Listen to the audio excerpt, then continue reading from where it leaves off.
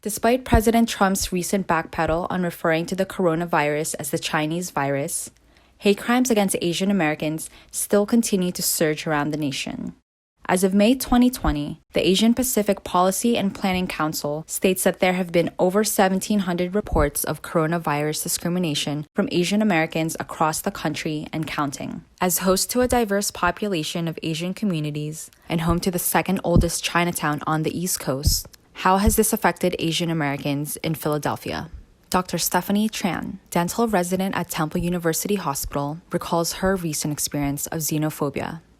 This woman who was, had her mask on, she kind of looked up and down at me and then glared and then literally ran away while staring at me. And the next incident, which was a couple of days after I went on a run, this man and his dog saw me approaching. He grabbed his dog off the ground and then scowled at me.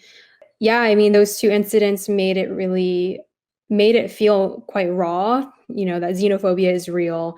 I think it's important to know that this is not a virus that, is Asian. We should try our best to, stop and reduce discrimination against Asians. Yue Wu, community planner for the Philadelphia Chinatown Development Corporation, shares anti-Asian harassment that took place blocks away from her office. Our executive director of PCDC actually experienced a verbal attack in Chinatown. There were some teenagers yelling at him, saying curse words. Although not everyone is experiencing racial discrimination directly, we know its presence.